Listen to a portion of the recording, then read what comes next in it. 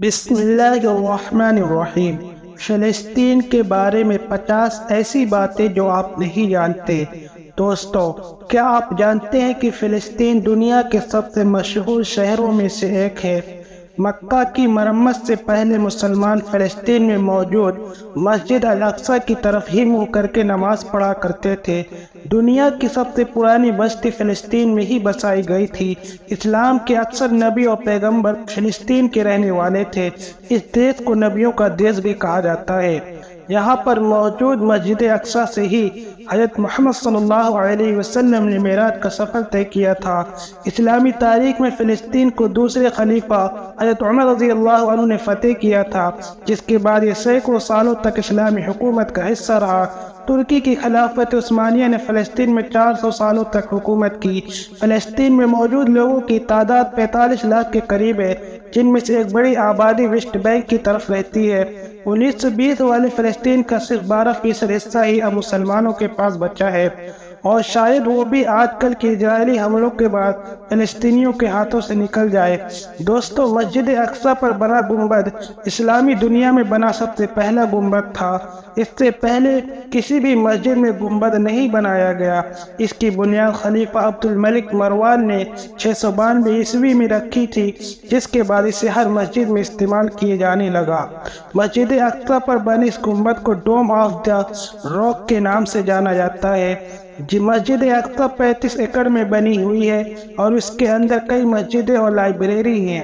فلسطین میں آج بھی اسلامی وقف سسٹم زندہ ہے، جس سے سرکار کو مدد ملتی ہے۔ مسجد اقصی اسی وقف میں سسٹم کا حصہ ہے۔ دوستو، آج بھی فلسطین کے 45% حصے پر زیتون کی کھیتی کی جاتی ہے۔ فلسطین آج بھی زیتون پیدا کرنے والے 10 بڑے دیشوں میں سے ایک ہے۔ اسرائیل کے لگاتار حملہ کیے جانے کی وجہ سے فلسطین میں ہر سال کروڑوں روپے کا نقصان ہوتا ہے، لیکن ان سب کے باوجود وہاں آج بھی بڑے پیمانے پر کپڑے کا کاروبار چلتا ہے۔ فلسطین میں بنے پتھر اور ٹائلز دنیا بھر میں استعمال کیے جاتے ہیں۔ مکہ کی مسجد الحرام میں استعمال کیے گئے کچھ پتھر بھی فلسطین ہی سے منگوائے گئے تھے۔ دوستو، فلسطین کو بانٹ کر اسرائیل بنانے کا سب سے پہلا منصوبہ 1937 میں پیش کیا گیا تھا، جسے مسلمانوں نے ناکام بنا دیا۔ لیکن سن 1947 میں برٹین نے سازش کر کے اسے 2 حصوں میں بانٹ دیا اور ایک نئے دیش اسرائیل کو قائم کر دیا۔ برٹین نے ہر مسلم دیش کو کمزور کرنے کی کوشش کی۔ اس نے بھارت کو بھی 2 حصوں میں بانٹا تاکہ مسلمانوں کی طاقت کو توڑا جا سکے۔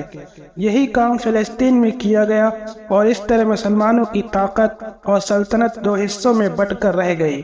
بہت کم لوگ جانتے ہیں کہ اسلامی دور حکومت میں فلسطین کا علاقہ جارڈن، مصر، شام جیسے دیشوں تک پھیلا ہوا تھا۔ یہ سبھی دیش فلسطین کا ہی حصہ تھے۔ حضرت یوسف علیہ السلام نے جس مصر پر حکومت کی تھی، اس میں فلسطین بھی شامل تھا۔ دنیا کے مشہور بادشاہ سکندر نے بھی ایک وقت فلسطین پر حکومت کی تھی۔ آپ کو یہ جان کر حیرانی ہوگی، خلیفہ حضرت عمر رضی اللہ عنہ کے ذریعے فلسطین کو فتح کیے جانے کے بعد عیسائیوں نے کچھ سالوں کے بعد مل کر فلسطین پر حملہ کیا تھا، کہ جس میں 70,000 مسلمان مارے گئے تھے۔ یہ سبھی جنگیں صلیبی جنگوں کے نام سے جانی جاتی ہیں۔ 10ویں صدی میں ہوئے صلیبی جنگوں کے نتیجے میں فلسطین اور مسجد اقصی پر یہودیوں نے قبضہ کر لیا، لیکن سن 1187 عیسوی میں صلاح الدین ایوبی رحمۃ اللہ علیہ نے عیسائیوں کو ہرا کر ایک بار پھر سے مسجد اقصی کو آزاد کروا لیا۔ دوستو، خلافت عثمانیہ نے فلسطین پر 400 سال حکومت کی۔ فلسطین اور مسجد اقصی 1920 تک خلافت عثمانیہ کے قبضے میں رہا، لیکن 1920 میں برٹین نے اس پر قبضہ کر لیا۔ جب ہٹلر نے یہودیوں کو چن چن کر مارنا شروع کیا، تب یہودی برٹین اور دوسرے عیسائی ملکوں کی طرف بھاگے، لیکن انہوں نے یہودیوں کو اپنے دیش میں گھسنے تک نہیں دیا۔ ایسے وقت میں فلسطین کے مسلمانوں نے انہیں رہنے کے لیے جگہ دی، لیکن بعد میں مسلمانوں کو یہی مدد مہنگی پڑ گئی، اور یہودی برٹین کی مدد سے فلسطین میں اپنا الگ دیش بنانے کی کوشش میں لگ گئے۔ برٹین نے 1947 میں فلسطین کو 2 حصوں میں بانٹ دیا، اور ایک نئے دیش اسرائیل کو قائم کر دیا۔